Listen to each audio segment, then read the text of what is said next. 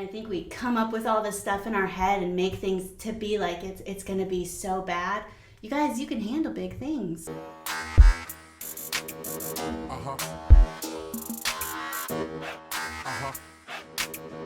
Hey, welcome to Smart AF. I'm your host, Torie Mathis. We have got a great show for you today, so let's get started.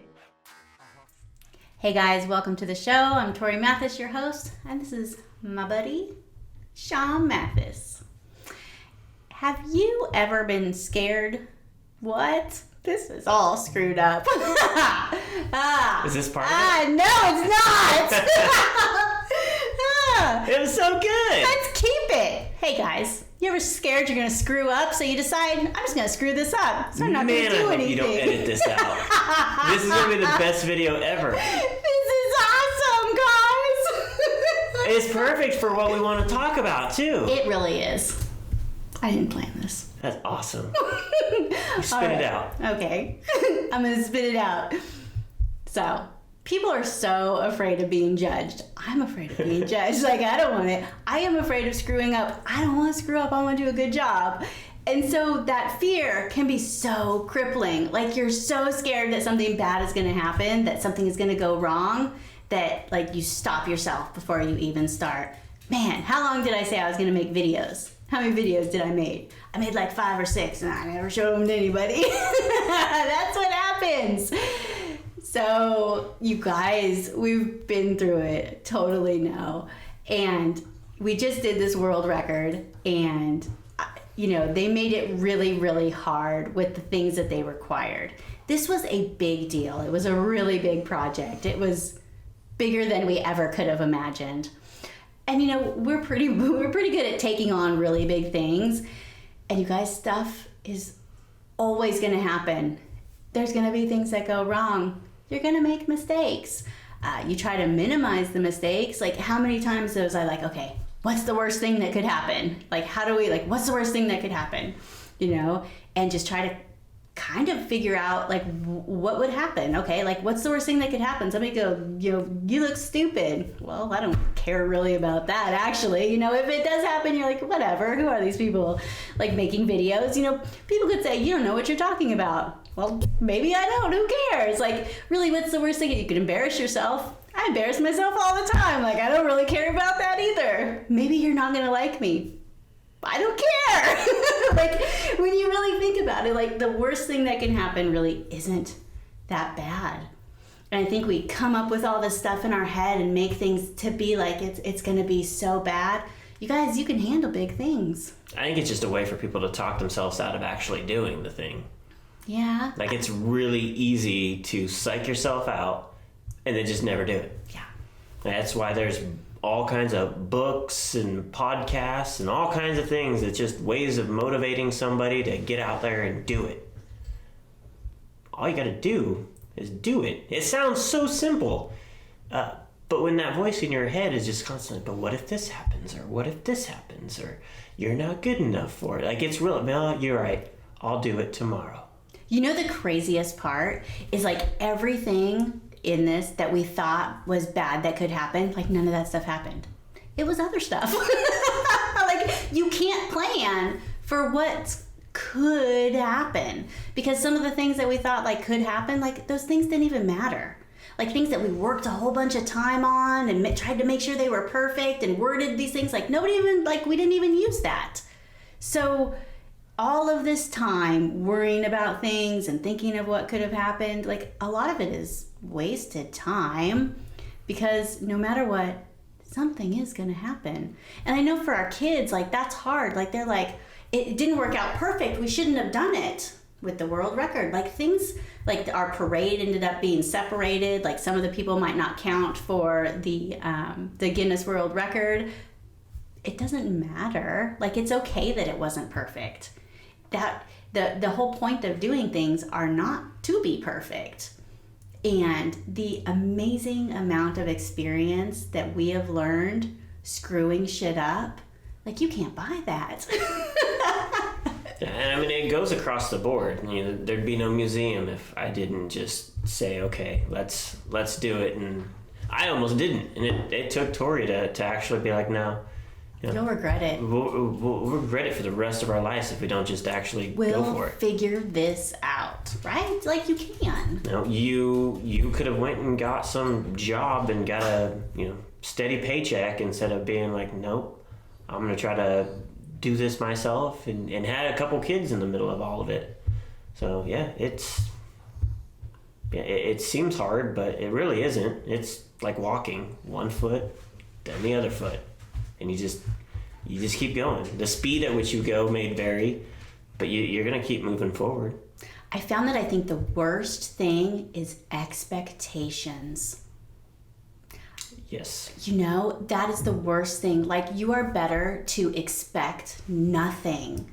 Like, you've done it. You go through these scenarios in your head of like when it's going to happen. Like, okay, what's going to happen at this time? What do I do if this happens? And then you start to like build this whole entire imaginary event before it's even happened. Then you have like how you want it to happen or how you think it's going to happen in your head. You get there and it's not what you thought it was going to be. Like, that is the worst thing that you could do. We just went through this with our daughter with piano lessons. She had this built up, what she thought piano lessons were going to be. She had asked for them for months, and I knew that like it was not going to go well. She's so shy with this stuff, and we tried piano lessons once before, and she freaked out during the middle and didn't say anything and left the lesson. So I made her wait a long time. So she finally went. And again, she had this whole, like, I don't know if she had watched videos of lessons or like something. She thought it was just gonna like, music was gonna flow out of her fingers. Like, I don't know. Like, yeah, that's what I want to know. It's like, she thinks she's gonna open that piano lid and just it was Beethoven was gonna come out. It was gonna be perfect. And our kids, like, they catch on to a lot of stuff really quick. And so I think when things don't catch on quick, like, they're like, whoa, shouldn't be doing this because it's hard. Yeah. Like, trying to tell them that doing hard things is important. Like, if you're a kid, doing tough stuff is like, that's how you learn. Messing stuff up, that's how you learn. Yeah, most kids can't just get out there and ride a bike on two wheels. They need to put their feet down, or they need those training wheels. It's only after practicing a little bit that they can pick their feet up and take those wheels off. And then they get it. It's just like any of this kind of stuff. You're not a business owner, an entrepreneur, until you become one.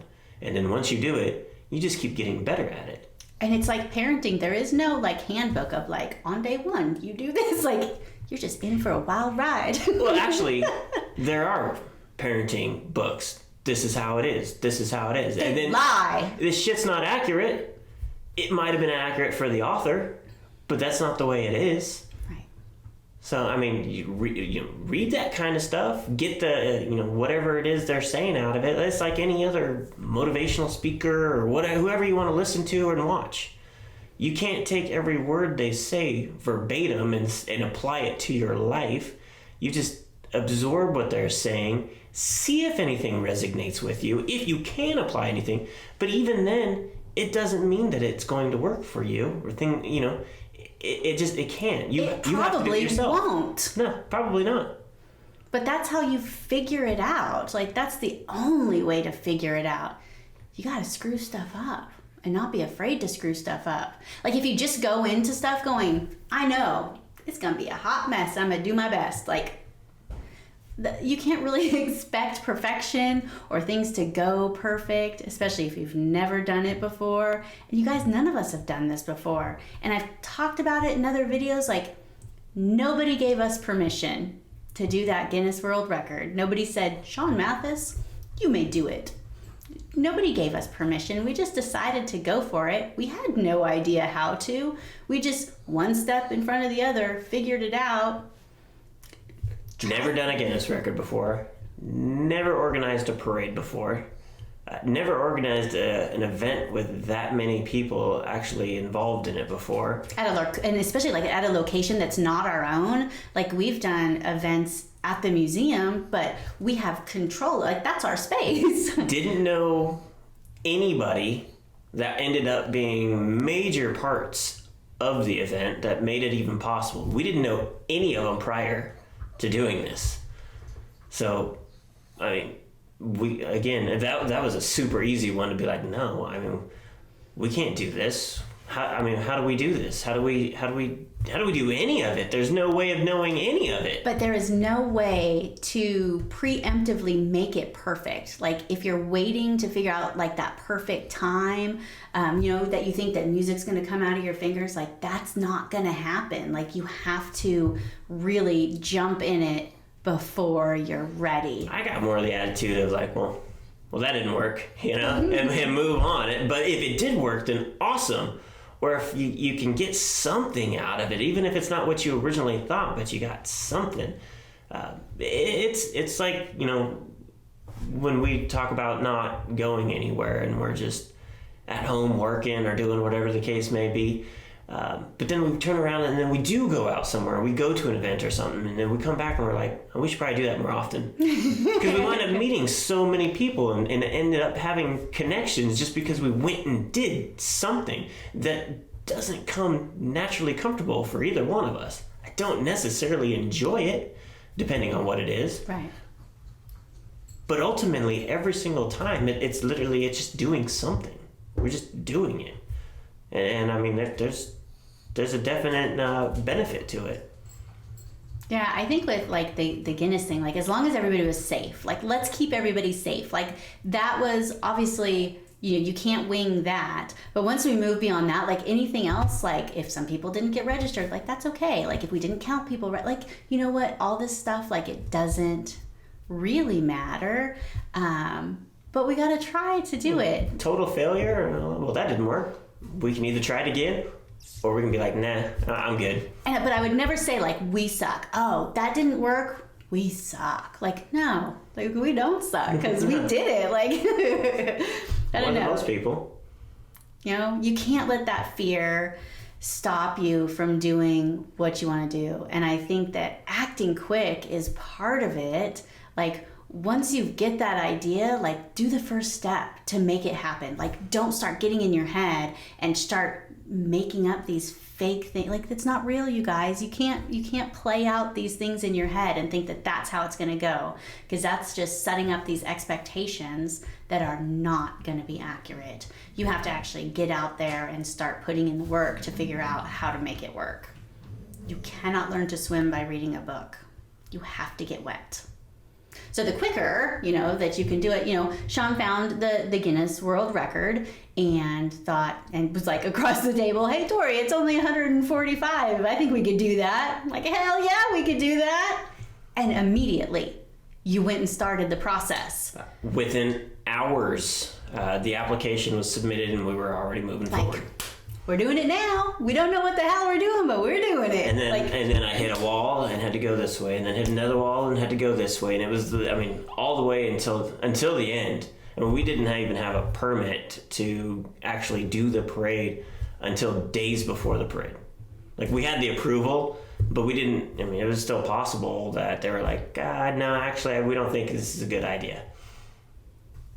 It wasn't. We're not like, hey, we're gonna hold off on this attempt until we've got all of our boxes checked. No, let's just see how far we can get. And if we can't get all the way, then, well, that was a good effort. You know what it reminds me of? Okay, so we're from the West Coast originally. We've both been in the military. We've moved all over the place.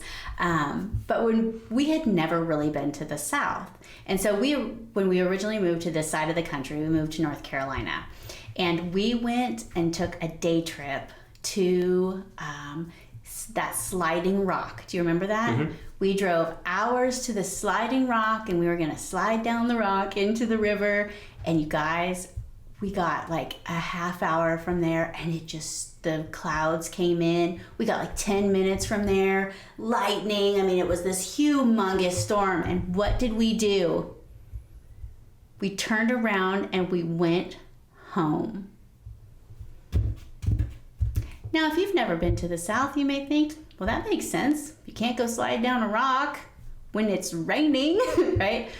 But the thing about the rain here is that it may happen, it may not happen. You never know. They say 100%. They're liars. Don't believe them. They know nothing. The day of the Tesla parade, it was supposed to rain. And a week before, it said 90% all day. We could have canceled that shit. It might rain. We should probably cancel the parade and reschedule it. You guys, it didn't rain. You guys, it was beautiful. Fantastic weather. We could have worried. Do you know how much worry we would have had if we would have like put so much into the fact that it might have rained and turned around and went all the way home and didn't slide down the rock? Like, we've learned our lesson on that. Like, but so many things are like that. You think there's a chance of something bad happening, so you turn around and leave. Like, it might not happen. That's one of the most stressful things for the museum, for any of the car shows that we do. That rain, I mean, it's a major factor. You know, it's easier to probably say, no, let's not do any car shows because we can't predict the weather. We can't predict the weather. We had a good streak there for a while. The weather was perfect all the time. And this year, it wasn't. It didn't completely ruin the show, though. It wasn't as nice as it normally is. You know what? It rained at that show. So many people still showed up. Like, and you know what? Shit happened. Like, the band didn't show up. That we had music planned. Like, they didn't show up to ruin the day. No, like, it was okay still. Like, it was okay. And the thing is a lot of people, they understand. I think a lot of people, they realize, hey, there's a lot of work that goes involved in whatever it is you're doing, and they understand things aren't always perfect. On the flip side, there are assholes out there that they may or may not understand, but they want to complain. You know what? Those guys will always complain. Who cares? They will find something to bitch about. Yeah. They will at everything. How many times have we gotten emails back saying, you guys can't spell. You spelled this one word wrong. No. You guys, like, it happens. Yeah, nobody's perfect. I send emails out. I try my best to have it make sense and not have errors in it. If it does... What do you want me to do? I've already it's gone. I can't change it. Should you not send emails out because you might have something spelled wrong in there? There might be a grammatical error and somebody might point it out. You guys are going to point it out anyway. They're going to point out everything. Yeah. They're going to misconstrue what you say. Like, It doesn't matter. You gotta get over that hump of caring what people think. And anymore when I get those emails and they want to correct stuff on me, maybe I think about it a little bit more on the next one, and I'm like, oh, I remember that dude told me I suck at spelling, and I should make sure I correct this. And so the next one, I'm like, all right, I spelled patience right instead of patience. It's easy stuff I don't even see, really. Like, it doesn't matter to me that much. Right. It's little teeny things, and no matter what you do, somebody is going to think you're stupid for it. Somebody's going to say something every single time. You could do the greatest job in the world, and somebody's going to be very upset with you. You can have fantastic food, and someone's still going to hate it. I can have somebody come to the museum and absolutely love it and spend an hour and a half looking at everything, and the very next person leaves in 10 minutes and is like, that wasn't worth it. I mean, it crushes me still, because I think that they should like it. But you can't have, your heart can't be crushed. Like, I know. But, that's their opinion, and it's fine. But, we have a ton of people in this world. Don't do it to please them. You don't have to make everybody your people. If people don't like what you're doing, there's going to be other people that really do like what you're doing. You can't let fear or expectations get in the way of doing anything that you want. And I think that's one thing, if I could get that through to those kids, I will be so happy, because there's so many possibilities for everybody. You just have to, you look at those people and you're like, man, how did they get all that? How did they do all that? You guys they just do it. You gotta 1 foot, 1 foot, 1 foot, and not be afraid of every little thing that may or may not happen. Here's a good example. Tell me, Sean Mathis. Remember when we wanted a boat? Mm-hmm. Yeah. We wanted a boat. Why? Because we lived in, what they call it, Lake Life area.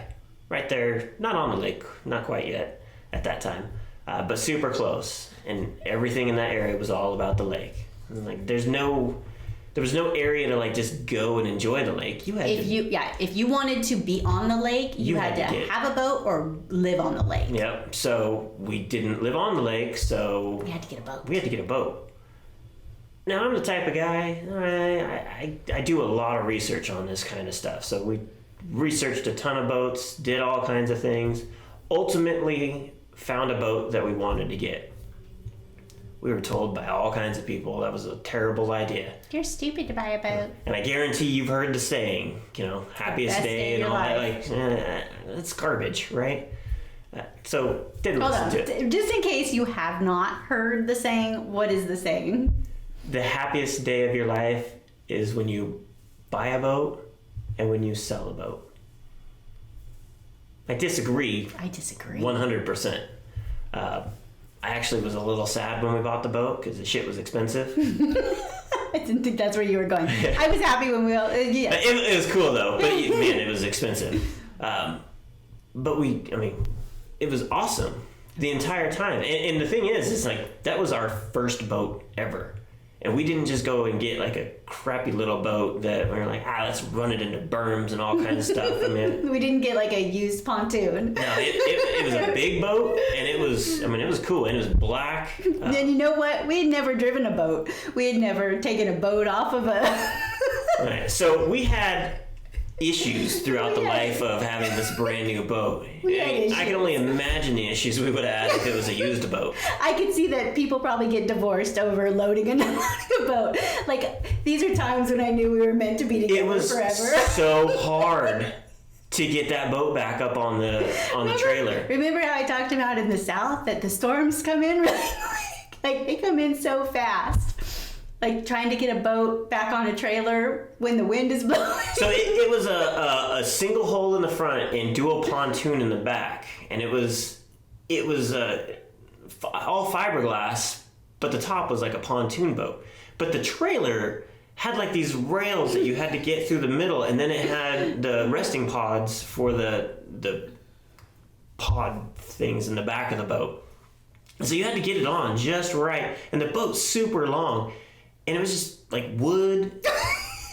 And the damn thing broke on us. And busted it all out of the trailer. We wound up having to leave it and then go get the boat repaired. What else? We had one. We didn't have the key on correctly. And the boat wouldn't start again while we were parked in a cove. Oh my gosh, I forgot about that.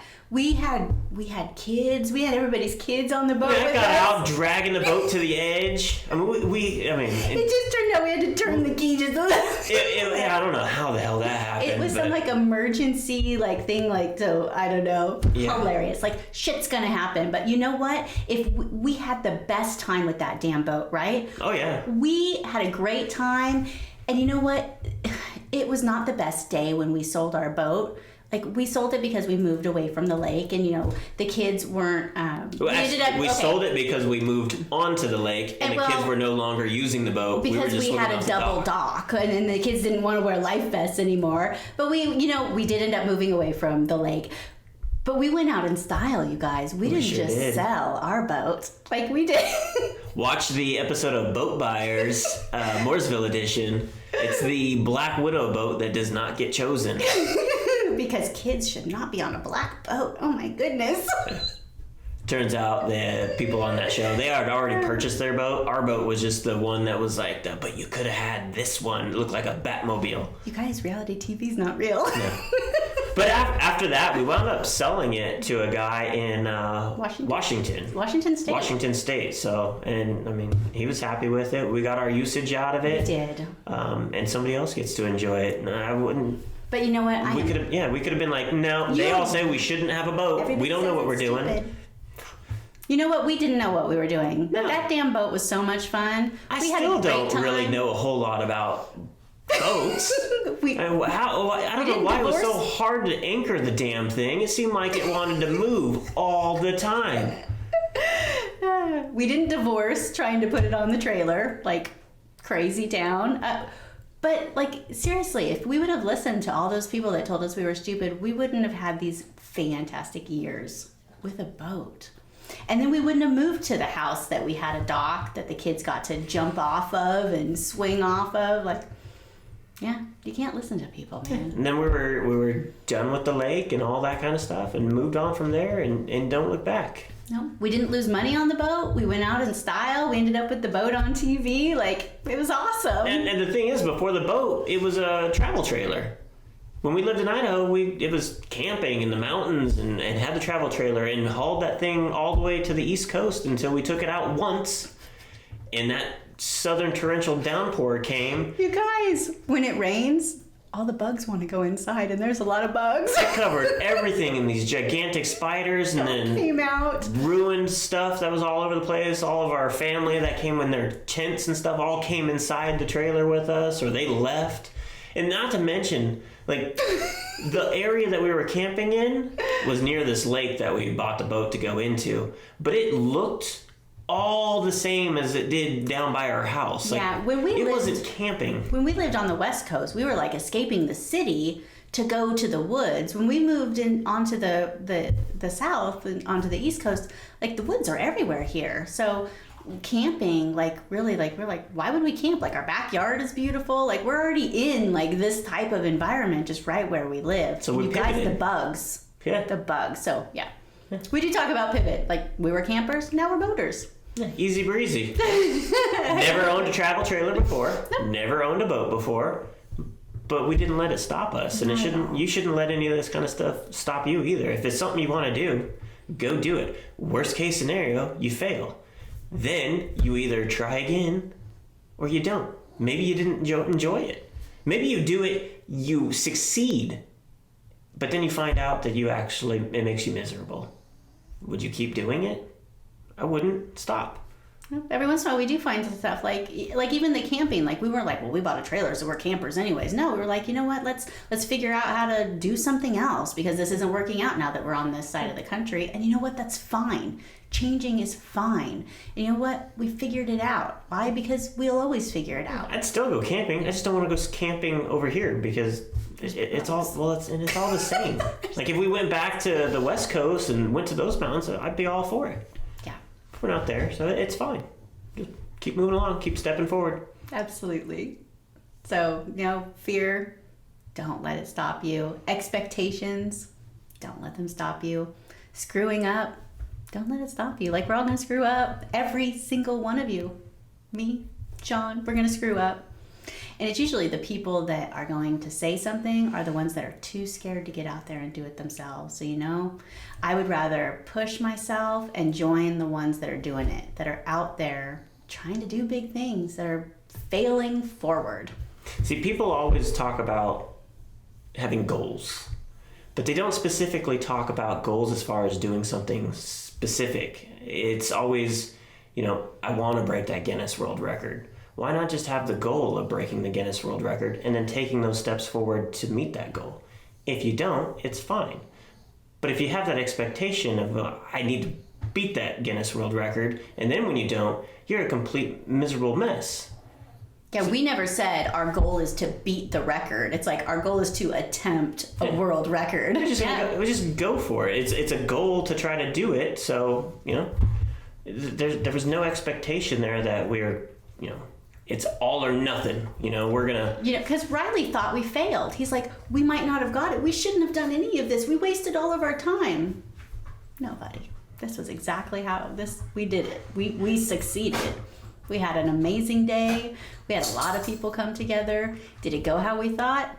No, but it never does. It never goes perfect. And that's kind of what makes it funner. It was still impressive. It was still neat, and still glad that we did it. We didn't cancel it because it might have rained. Because you know what? It might not. And it doesn't matter. Can't run from it. We learned our lesson. We ran home once, but we're not running home again. What's the worst that happens? You get wet? It's all okay. So if you like this episode, subscribe. Like our channel. We'd really appreciate it. And we hope to see you on the next one. Thanks. Okay to fail. If you want to get smart tools to build your business, go to besmartaf.com.